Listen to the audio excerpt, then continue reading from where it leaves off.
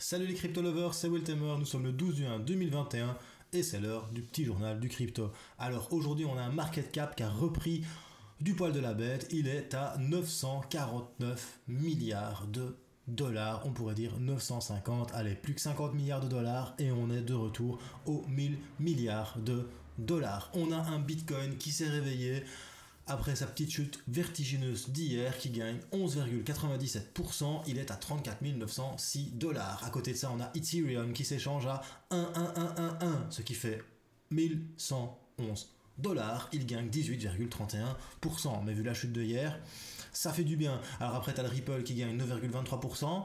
Il y a le Litecoin qui prend 15,48%. Il s'échange à 138,39% dollars. Pardon. Il y a Cardano, la petite Edamonk de mon cœur, qui reprend aussi du poil de la bête, 24,34%. Rien qu'en une journée, il fait quand même 16,48. Sur 7 jours, il s'échange à 0,29 dollars. On a le Bitcoin Cash de Roger Ver, 469 dollars, 11,92%. On a Polkadot qui danse la polka, il gagne 11,38% et XLM qui nous fait un petit 29,69% derrière les fagots à 0,29. On a le Chainlink en 10e position toujours, 13,06% à 14,62. On va regarder un petit peu qui est devant aujourd'hui. Le top 3 c'est Nano qui nous fait un petit 54,59%, rien que ça. Synthetix qui fait 45,54% et Maker qui nous fait 36,75%.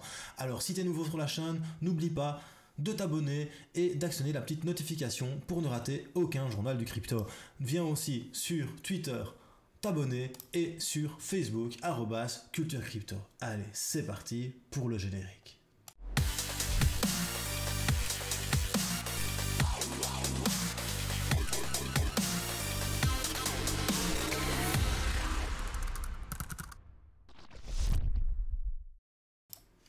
Alors aujourd'hui on va commencer par une petite analyse technique de la dominance Bitcoin. Tu vois que cette petite dominance a tendance à baisser en ce moment. Tu vois qu'aujourd'hui nous étions à 69,70 à l'ouverture et que nous sommes pour l'instant à 68,90, ce qui est de bon augure pour les altcoins. D'ailleurs tu vois bien que les altcoins sont dans le vert et que le Bitcoin aujourd'hui il est aussi dans le vert, mais comparativement à hier, le Bitcoin il perd quand même 1,76%, il est dans le rouge même si il reprend des couleurs.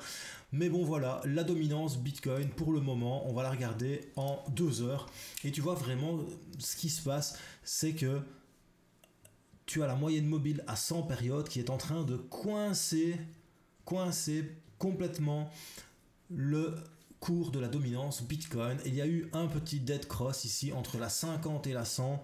Conclusion, on ne sait pas ce qui va se passer. Est-ce que le Bitcoin va encore chuter vu que sa dominance chute pour le moment? On verra bien demain ce qu'il en sera. À côté de ça, on va analyser le Bitcoin vite fait bien fait.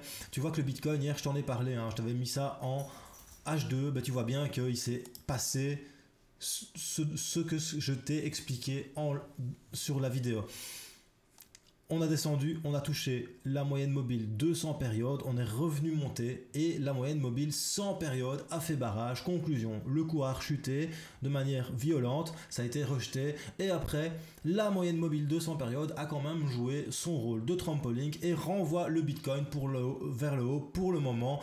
Maintenant voilà, il faut voir si le RSI ici, si le RSI va réussir à casser cette droite de tendance négative. Alors on a quand même un MACD qui a fait un petit cross, mais malheureusement tu vois quand même que les histogrammes ici sont quand même en train de déchanter. Conclusion, prudence sur le Bitcoin. Ici il est quand même en train de montrer des signes de faiblesse. On n'a pas fait un haut plus haut. Par contre on a fait un bas plus haut que le précédent. Je vais te montrer ça ici. Tu vois bien que ça c'est le dernier plus bas et ici on vient de te faire un dernier plus bas. Ce qui serait bien c'est que ça chute, que ça vienne ici et que ça remonte, que ça break la moyenne mobile à 100 périodes et que ça repasse au-dessus de la 50. Du coup ça ferait repartir la 50 vers le haut et on pourrait peut-être aller voir des nouveaux sommets. Encore une fois, n'oublie pas, moi je suis pas analyste financier, je suis pas conseiller technique, c'est pas mon taf, c'est juste des petites analyses que je fais comme ça. Alors on va regarder aussi la dominance du market cap hors Bitcoin, donc des altcoins. Et tu vois que c'est exactement la même chose qui s'est passé sur les altcoins en 2 heures. Ça a chuté ça a rebondi sur la 200, c'est revenu chercher la 100, ça a rechuté. Par contre, ça n'a pas rebondi sur la 200, ça t'a fait un bas bien plus haut que le précédent. Tu vois vraiment qu'ici, tu avais ce bas-ci, tu as le nouveau ici.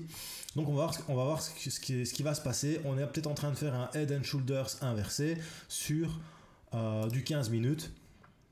Enfin, du 30 minutes, pardon. Hop, tu vois qu'ici, il y a peut-être un tête-épaule qui est en train de se former. Donc, tu viens là, tu fais ça, ça, hop. Voilà, ce qui serait bien, c'est que ça fasse comme ça. Et alors, du coup, l'objectif, c'est souvent, on part de la neckline vers le plus bas, on le prend et on le reporte par ici. Voilà, on aura un bel objectif de market cap sur nos altcoins. Voilà, c'est tout pour les analyses techniques. Maintenant, on va passer aux petites news du jour qui sont plutôt sympas.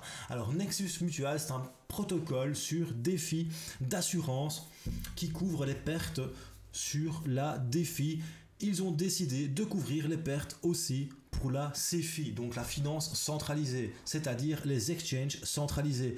Conclusion, maintenant, tu peux protéger tes comptes Gemini, Kraken, Coinbase et Binance contre le piratage, contre la perte de transactions grâce à Nexus Mutual. Nexus Mutual, protocole d'assurance le plus populaire pour la DeFi. Et ça, franchement, c'est une très très bonne nouvelle pour la DeFi et surtout pour les utilisateurs d'exchange centralisés. Après ça, on va parler de MicroStrategy. Donc MicroStrategy, c'est cette société d'investissement qui a investi massivement dans le Bitcoin et qui s'est fait énormément d'argent grâce à ce dernier. Et ils ont décidé de créer un cours en ligne. Pour qui? Pour convaincre d'autres entreprises de rentrer dans les crypto-monnaies et surtout dans le Bitcoin et leur vendre leurs services. En tout cas, je pense que c'est vraiment quelque chose de très très bien et de très bullish pour le Bitcoin. Car si MicroStrategy arrive à convaincre d'autres sociétés d'investissement et de fonds de pension, je pense que le Bitcoin pourrait reconnaître une prochaine vague haussière. Après ça, on va parler de Ripple. Le Trésor britannique déclare que le Ripple est bien un jeton et non une sécurité. Il a déclaré ceci en parlant de Ethereum, Bitcoin et de Ripple qui sont principalement utilisés comme des moyens d'échange. Le jeton d'échange relève d'une catégorie non réglementée, ce qui signifie qu'il ne s'agit ni de monnaie électronique ni de jetons de sécurité, donc des security. Conclusion, c'est quand même plutôt sympa pour le Ripple, car vous savez bien ce qui se passe avec la SEC dernièrement, le Ripple versus SEC, qui va gagner? En tout cas, là, c'est un round pour Ripple, même si ça se passe en Grande-Bretagne.